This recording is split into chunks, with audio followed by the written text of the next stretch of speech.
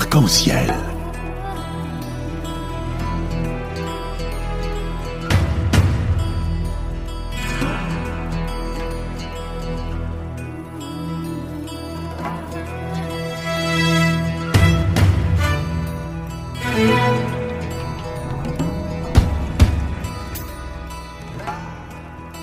Arc-en-ciel, chaque dimanche, actualité, culture, économie, société et animation festive. Avec Abdelatif Arc-en-ciel, la chronique.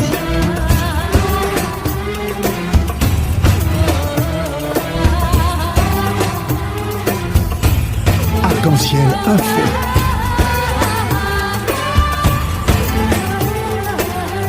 Arc-en-ciel, animation festive.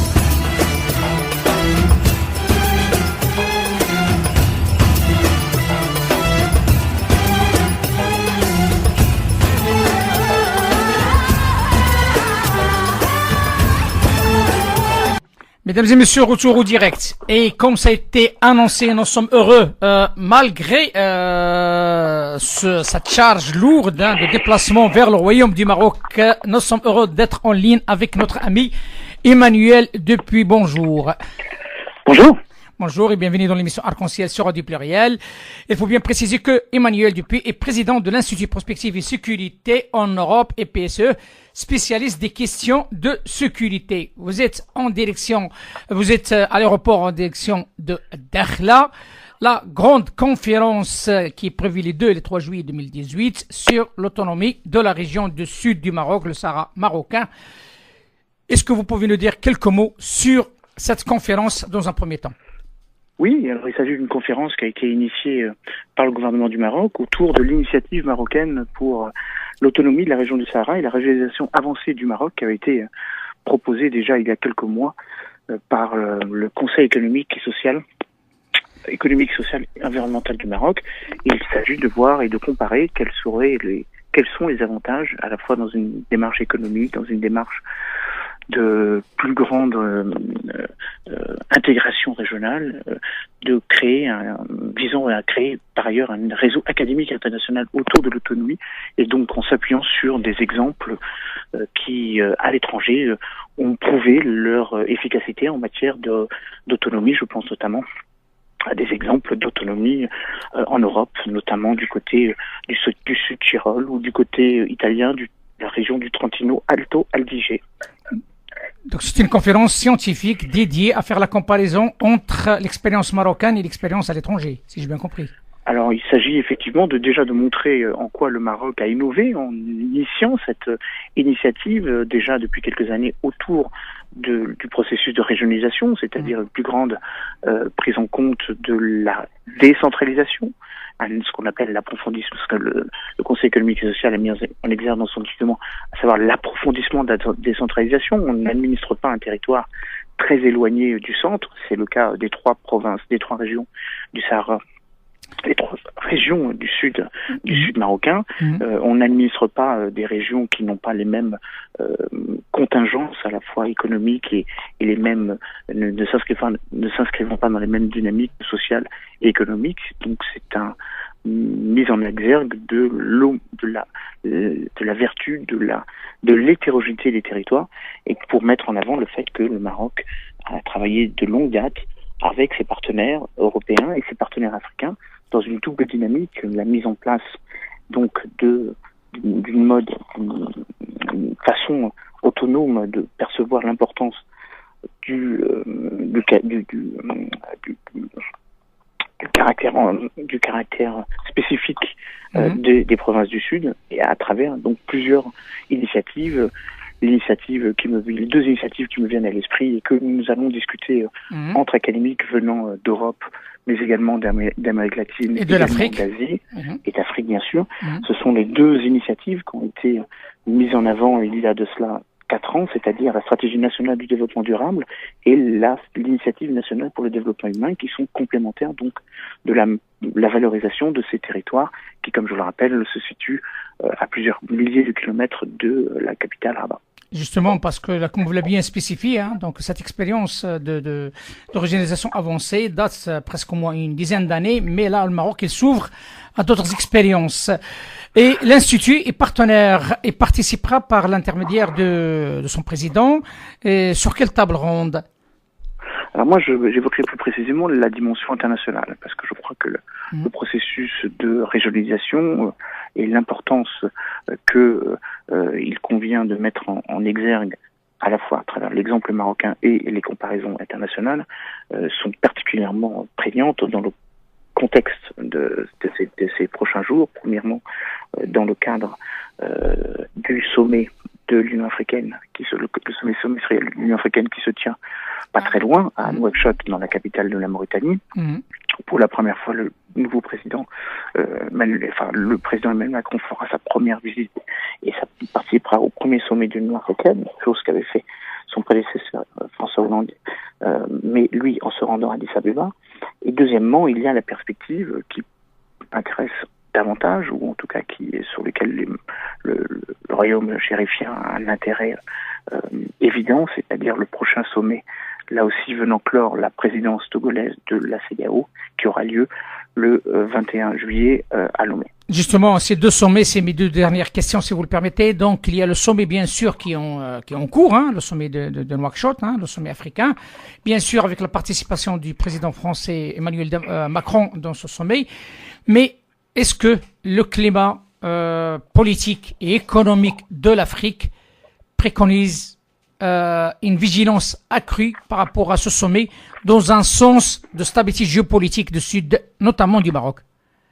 Alors évidemment, il sera question à Nouakchott, comme il fut question il y a quelques jours à Bruxelles, des trois sujets qui préoccupent la communauté européenne, la communauté africaine et la communauté internationale, à savoir l'impact de la crise migratoire dans la capacité ou de l'incapacité des États européens et africains à avoir une vision convergente, premièrement. Deuxièmement, une lutte acharnée et bien sûr solidaire et complémentaire dans la lutte contre le terrorisme.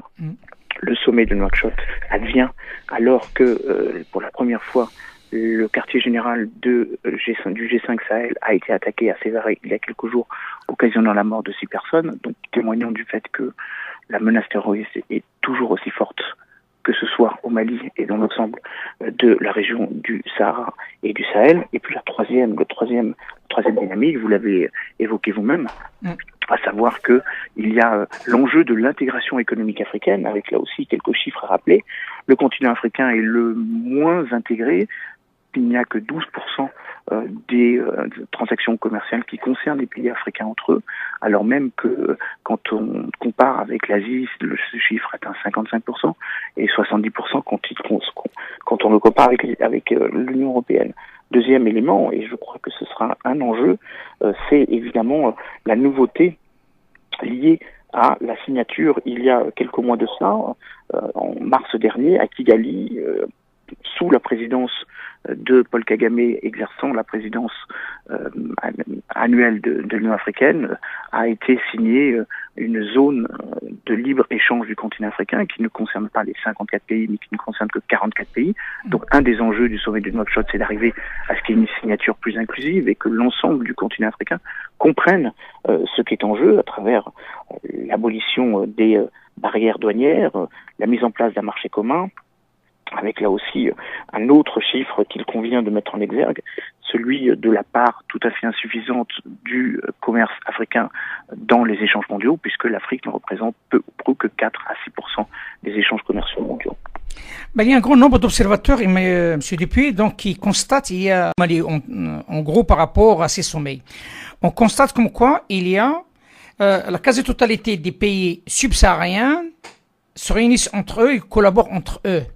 Et le Maghreb, quelque part, il est un petit peu en retrait. Et je parle de la totalité du Maghreb, hein, donc je compare jusqu'à l'Égypte. Donc il y a un retrait de l'Afrique du Nord. Selon vous, est-ce qu'il s'agit d'une implication de l'Afrique du Nord sur les problématiques et sur la réalité économique et sociale de l'Afrique subsaharienne, ou bien c'est un retranchement de l'Afrique subsaharienne par rapport à ces pays du Maghreb, qui font, ou l'Afrique du Nord, qui font un petit peu quelque part peur par rapport à leur avancée économique, par rapport à leur approche, par rapport à l'Europe et le passé colonial. Alors, je m'inscris un petit peu en faux, ou je minore un petit peu votre propos. Premièrement, lors d'un précédent sommet de l'Union africaine, il a été confié au Royaume du Maroc la lourde tâche, mais ô combien importante mission, d'avoir une vision africaine de la lutte contre le phénomène de la migration et des migrations clandestines. Donc la lutte contre le phénomène des passeurs. Pourquoi le Maroc? Parce que le Maroc a initié avec courage et avec ambition une politique migratoire, avec la mise en place en novembre 2013 une nouvelle politique migratoire visant à régulariser. Déjà près de 25 000 personnes l'ont été. Donc je crois qu'il faut peut-être regarder avec beaucoup d'attention la manière dont la question migratoire va de nouveau être un facteur non pas de différenciation entre le nord et le sud du continent, mais de hiatus, ou en tout cas d'une vision peut-être différente entre le nord et le sud de la Méditerranée. On a par exemple, donc j'en veux pour preuve le discours qu'a prononcé le frère du roi, Moulay Rachid, qui a évoqué l'importance d'avoir une vision africaine, afro-centrée de cette question, en ayant en perspective ou en ligne de mire le fait que le Maroc accueillera à l'automne prochain, en octobre plus précisément, le sommet mondial d'immigration. Donc, premier élément d'atténuation de votre propos, je ne crois pas qu'il y ait une différence entre le nord et le sud du continent. Il y a une certitude qui est confirmée par le fait que la plupart des phénomènes migratoires concernent le continent africain entre eux, puisque 75% des personnes qui migrent du sud vers le nord migrent au sein du continent africain, trouvant parfois une porte close, évidemment, politique, mais également géographique, par rapport à, évidemment, à la traversée ô combien périlleuse de la Méditerranée. Rappelons que ne serait-ce que durant l'année 2017 et vraisemblablement les chiffres de 2018 devraient le confirmer, près de 3000 personnes sont mortes, même si le nombre de personnes qui a traversé ou qui a voulu traverser la Méditerranée a été diminué de moitié depuis l'année dernière. Donc, premier élément de réponse. Ouais. Deuxième, si vous me permettez en quelques phrases, je crois que la question n'est pas tellement non plus entre la manière dont les pays subsahariens se liguent contre les pays du Nord, mais tout simplement la manière dont les pays d'Afrique du Nord n'ont pas su capter l'importance de créer une région inclusive à travers l'échec de l'Union pour le Maghreb arabe, qui existe sur le papier depuis 1989, depuis le traité d'Agadir, mais qui n'a jamais été concrètement mise en marche, en ordre de marche, en état de marche. Premier élément. Deuxièmement, le fait que la question de la régionalisation africaine est une question qui, me semble-t-il, mériterait un large débat. Les 5 régions africaines ont été déterminées à la fin des années 70, au début des années 80. Au début des années 80, l'Afrique du Nord, l'Afrique de l'Ouest, l'Afrique centrale, l'Afrique de l'Est et l'Afrique australe. Et je crois que l'importance ou la concomitance des crises migratoires, environnementales, évidemment liées au terrorisme, nous oblige à repenser les frontières, et non seulement les frontières subrégionales, en mettant en avant le fait qu'il n'y a pas de grande différence entre l'Afrique du Nord et l'Afrique de l'Ouest, et qu'au contraire, la zone de l'Afrique de l'Ouest, en l'occurrence à travers la CEDEAO, mériterait d'être élargie. C'est ce dont il va être question lors du sommet de Lomé, où le Maroc a officiellement posé sa candidature déjà depuis 6 mois, et ça fait 6 mois qu'elle est étudiée, pour intégrer formellement l'organisation de Ouest africaine, avec là aussi non seulement le Maroc qui regarde avec beaucoup d'attention cette zone économique absolument déterminante, 300 millions d'habitants, près de 700 milliards de chiffres de PIB, qui en fait la 17e ou 18e puissance mondiale, mais également la Tunisie qui a demandé à avoir un statut de membre associé, ce qu'avait le Maroc depuis 2004, et la Mauritanie qui ferait son grand retour puisqu'elle en avait été exclue en 2000 et elle a officiellement demandé à revenir au sein de l'organisation. Personne qui met en doute, M. Emmanuel Dupuy, la volonté du Royaume par rapport à son retour à l'Union africaine et son implication. Ça, tout le monde l'a bien compris, mais moi, la question elle était concernant la quasi-totalité du nord de l'Afrique. Mais il y a une réalité, vous l'avez bien dit vous-même à travers vos interviews qui sont de grande qualité. L'Afrique n'est plus dans le même état d'esprit qu'auparavant. L'Afrique subit actuellement une présence militaire de taille, et notamment celui de la Chine. Et ça, crée quelques anomalies par rapport à l'équation de stabilité, parce que la quasi-totalité sont deux pays, donc de taille, qui sont en présence accrue dans les forces du maintien de la paix, les États-Unis et la Chine en Afrique, et ça crée des anomalies à l'intérieur de l'équilibre géopolitique et géostratégique de l'Afrique elle-même. Est-ce que, selon vous, la France peut-il jouer encore un rôle de stabilisateur comme troisième puissance anciennement coloniale de l'Afrique? Alors, je serais là aussi plus modéré dans l'approche. Premièrement, la Chine, comme vous l'avez rappelé, est un acteur déterminant et de plus en plus impliqué sur le continent africain. Vous avez rappelé d'ailleurs que la Chine est le deuxième contributeur en termes financiers des opérations de maintien de la paix onusiennes, derrière les États-Unis et devant le Japon. Près de 11%, entre 10,5 et 11% des opérations de maintien de la paix dans le monde, pas seulement en Afrique, sont payées par la Chine. La Chine est un contributeur humain très important dans les opérations de maintien de la paix. Près de 395 de ces soldats sont présents au sein de la MINUSMA. Près de 900 Chinois sont présents dans la mission onusienne au Soudan du Sud. La présence chinoise, non seulement en Afrique, mais dans les opérations de la paix, est tout à fait conséquente. Près de 2500 casques bleus en témoignent. Et puis, vous avez raison de dire qu'il y a non pas une course effrénée pour savoir qui sera l'acteur le plus déterminant, mais des complémentarités. Les États-Unis sont un acteur sécuritaire présent de longue date, maintenant, depuis la création de l'Africom, en 2004, donc déjà depuis une quinzaine d'années, quasiment depuis une quinzaine d'années, avec 35 accords de coopération militaire.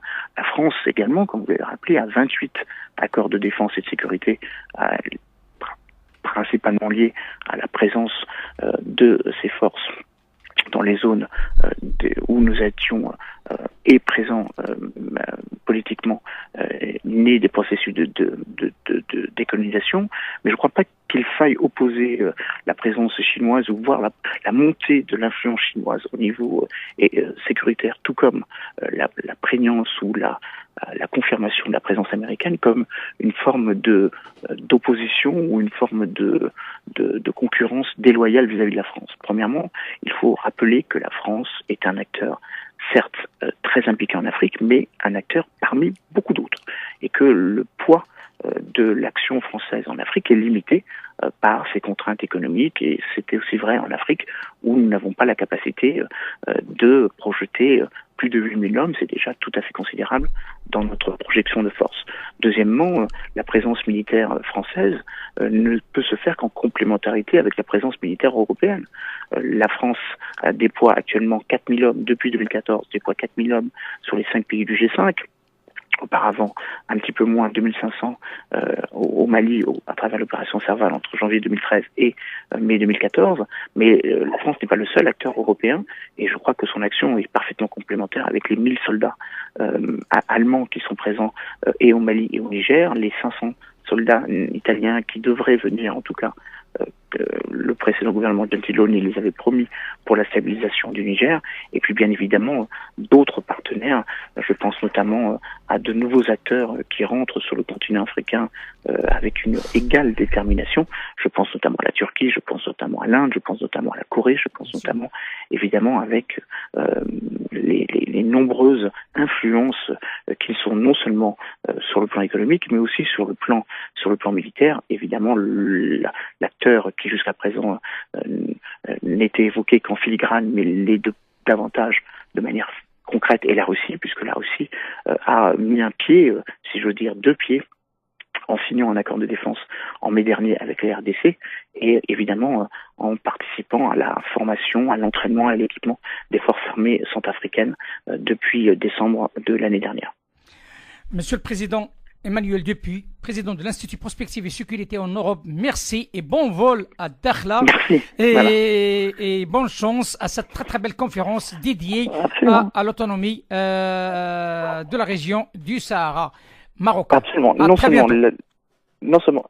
Oui, je vous entends. Non seulement l'autonomie, il va s'agir effectivement de voir quels sont les avantages comparés de l'autonomie, donc dans sa largesse la plus optimale, si je veux dire, mais aussi la reconnaissance de la spécificité territoriale, comme j'ai dit. Et le troisième niveau, évidemment, le recours à l'autodétermination je crois, très important d'avoir à l'esprit qu'on n'administre pas des territoires vastes comme on les administrait il y a 20 ou 30 ans. Et ça, je crois que c'est la force du royaume marocain de faire émerger un modèle qui pourrait être utilisé aussi dans d'autres régions africaines. Il va aussi être question de cela. Ce qui se fait dans les provinces du sud marocaines peut très bien être décliné au Mali, et Dieu sait si le Mali a les mêmes problématiques que le Sahara, mais également sur l'ensemble du continent africain. Je pense notamment aux pays d'Afrique centrale qui se posent aussi des questions par rapport à la mise en place des spécificités, à la fois sur un plan ethnique ou sur des spécificités trans-régionales.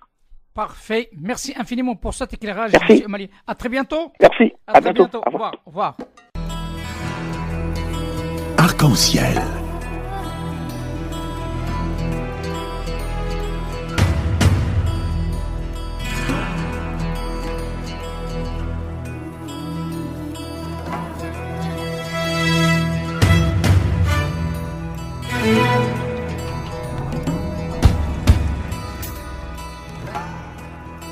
Arc-en-ciel, chaque dimanche, actualité, culture, économie, société et animation festive. Avec Abdelatif Arc-en-ciel, la chronique.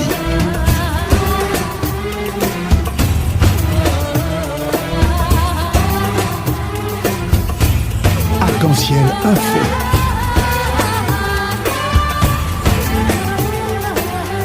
Arc-en-ciel, animation festive.